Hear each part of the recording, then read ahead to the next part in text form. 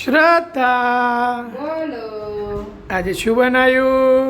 આજે વધેલા ભાતમાંથી એકદમ મસ્ત હેલ્ધી નાસ્તો બનાવ્યો. જોરદાર નાસ્તો, એકવાર ટ્રાય કરજો. આ નાસ્તો તમે છોકરાના ટિફિનમાં આપી શકશો, ડિનરમાં કે રાત્રે સાંજે આપણને જે નાની મોટી ભૂખ લાગે એમાં બી તમે આ બનાવીને ખાઈ શકો. કેમ કે થોડાક ભાત વધ્યા હોય, અંદર થોડુંક બધું માલ સામાન નાખીએ એટલે મસ્ત નાસ્તો તૈયાર થઈ જાય. તો જો આ એટલો મસ્ત નાસ્તો છે, જો હું તમને ખોલીને બતાવું, એકદમ મસ્ત છે. શું વાત છે, જોરદાર ફિલિંગ.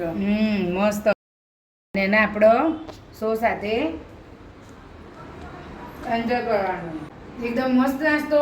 તો તમે ટ્રાય જરૂર કરજો. તો ચલો ફટાફટ રેસીપી બનાવવાનું સ્ટાર્ટ કરીએ. વધેલા ભાતમાંથી નાસ્તો બનાવવા માટે મેં બધી પ્રિપેરેશન કરી દીધી છે. આપણે ફટાફટ રેસીપી ચાલુ કરીએ. તો પહેલાં હું તમને પ્રિપેરેશન બતાવી દઉં. એના માટે જો આ બપોરનો વધેલો ભાત, પછી યલો કેપ્સિકમ એટલે કે યલો બેલ પેપર, ઝીણા સમારેલા કાંદા, પછી રેડ બેલ પેપર એટલે કે લાલ કેપ્સિકમ, દહીં, ચીલી ફ્લેક્સ, લીલા સમારેલા ઝીણા મરચાં, આ 2 મરચાં મેં લીધા છે, પછી ઓરેગાનો, પછી લીલા કેપ્સિકમ, ઝીણી સમારેલી કોથમીર જે મેં ધોઈને કમ્પ્લીટ કરીને લીધી, પછી સ્વાદ પ્રમાણે મીઠું અને ચપટી જીરું અને આ સોજી. તો આ બધી પ્રિપેરેશન આપણે કરી દીધી છે. એ તો એના માટે ગમે તે માપ ચાલો. મારી પાસે આ છે, તમારા પાસે ના હોય તો તમે વાટકીનું માપ પણ લઈ શકો, પણ માપ પ્રમાણે વસ્તુ લેવાની. એટલે કે ભાત અને સોજી બેનું માપ આવો. બાકી વેજીટેબલ ને એ બધું તો તમે તમારા મનપસંદ વધારી પણ શકો, ઓછા બી કરી શકો, એ તમારી ચોઈસ છે. અને કશું જ ના હોય ને એટલી ડુંગળી એટલે કે કાંદો નાખીને બી તમે બનાવશો ને તો બી આ નાસ્તો બહુ જ મસ્ત બનશે. તો આપણે પહેલાં માપ લઈ લઈએ કે આપણા કેટલા ભાત છે.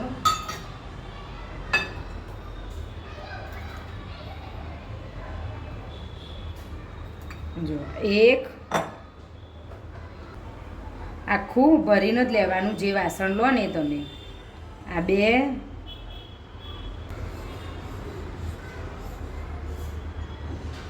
ત્રણ, 3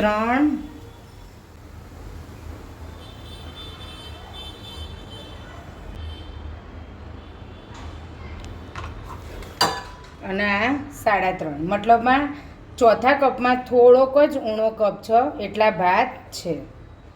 હવે આપણે એમાં સોજી ઉમેરીશું. 3.25 કપ જેટલા ભાત હતા તો એમાં આપણે 1 કપ આખો ભરીને સોજી ઉમેરીશું. આ જુઓ, મેં આખો કપ ભરી દીધો છે અને એને ચાળણીમાં નાખીને ચાળી દઈશું. તો 1 કપ સોજી. હવે આપણે એમાં આ બધા મસાલા જે પ્રિપેર કર્યા છું તે બધું ઉમેરી દઈશું. તો સૌથી પહેલાં દહીં. તો આ અડધી વાટકી જેટલું દહીં છે.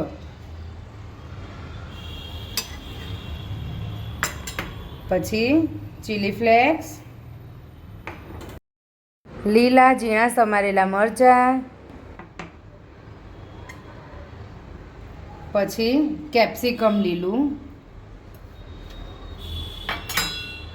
ઓરેગાનો, સ્વાદ પ્રમાણે મીઠું. અહીંયા મેં મીઠું થોડું વધારે લીધું છે કેમ કે હું ભાતમાં મીઠું નાખતી નથી. પછી જીરું. જીરું પણ હાથમાં આવી રીતે મસળીને લેવાનું. પછી આ લાલ કેપ્સિકમ એટલે કે રેડ બેલ પેપર, યલો બેલ પેપર, ઝીણી સમારેલી ડુંગળી. આ 1 ડુંગળી ઉમેરી છે મેં, અને ઝીણી સમારેલી કોથમીર. આ બધા મસાલા આપણે બરાબર મસળીને મિક્સ કરીશું. આવી રીતે બરાબર મસળી દેવાના, એટલે આપણા ભાત થોડાક મસળાઈ જાય, એટલે વટાઈ જાય આમાં હાથથી જ. આવી રીતે જોર આપીને કરશો ને તમે કે બધા ભાત બરાબર મિક્સ થઈ જશે. જુઓ, એકદમ ભાત મિક્સ થઈ ગયા આપણા સોજીમાં બધા વેજીટેબલમાં. હવે આ મિશ્રણ આપણું બરાબર મિક્સ થયું છે અને અંદર આપણે સોજી ઉમેરીએ છીએ એટલે રેસ્ટ આપવો જરૂરી છે.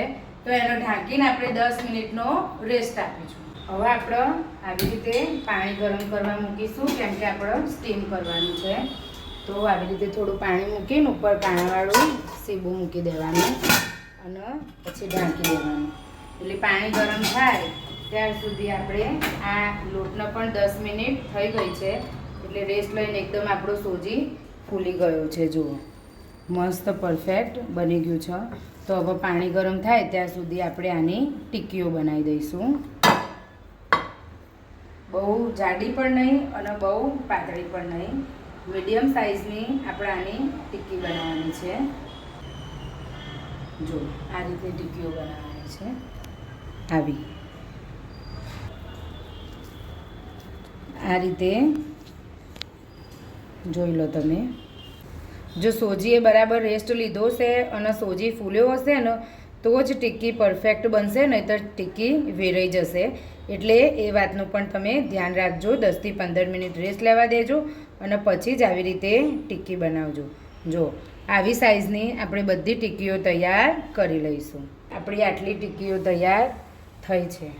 પાણી બી આપણું ગરમ થઈ ગયું, વરાળ નીકળો. હવે આના ઉપર આપણે થોડું થોડું તેલ સ્પ્રેડ કરી દઈશું, જેથી નીચે બફાય ને આપણી ટિક્કીઓ એટલે ચીટકી ના જાય સીબા ઉપર. અને 1 બાય 1 બધી ટિક્કીઓ આ સીબા ઉપર ગોઠવી દઈશું. આવી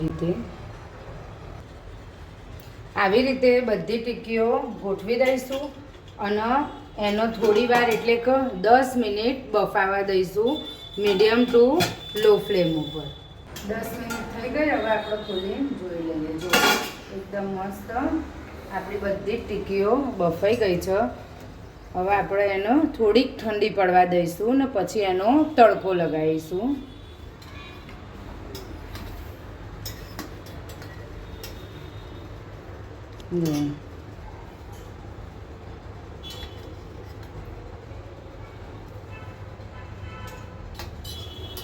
આવી રીતે બધી ટિક્કીઓ અલગ પ્લેટમાં કાઢીને થોડીક ઠંડી થવા દઈશું. વઘાર માટે તેલ ગરમ કરવા મૂકી દીધું. એમાં રઈ ફૂટો ત્યારે હિંગ, લીમડાના પત્તા અને અંદર થોડો ચીલી સોસ. ચીલી સોસ નાખવો ટોટલી ઓપ્શનલ છે, પણ છોકરાઓનો ચીલી સોસ વધારે ભાવે. મેં છોકરાઓ માટે નાસ્તો બનાવ્યો છે એટલે મેં ચીલી સોસ નાખ્યો છે. હવે આપણે એમાં બનાવેલી બધી જ ટિક્કી ઉમેરી દઈશું અને એનો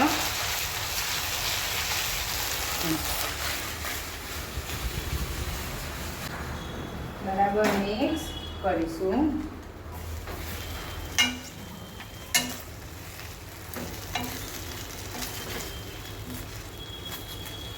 જો આવી રીતે મિક્સ થાય પછી ઉપર આપણે થોડાક તલ અને ધાણા અને ફરીથી એકવાર મિક્સ કરી લઈશું. તો રેડી છે આપણો વધેલા ભાતનો નાસ્તો, એકદમ જોરદાર જબરજસ્ત. તો આ રેસીપી ટ્રાય જરૂર કરજો. તો મારી રેસીપી તમને ગમે તો રેસીપીને લાઈક કરજો, શેર પણ કરજો અને મારી પ્રોફાઇલને ફોલો પણ કરજો. અને યુટ્યુબથી જોતા હોય તો સબસ્ક્રાઈબ કરજો. હવે મળીશું આવી જ બીજી રેસીપી સાથે. ત્યાં સુધી બાય બાય, ટેક કેર.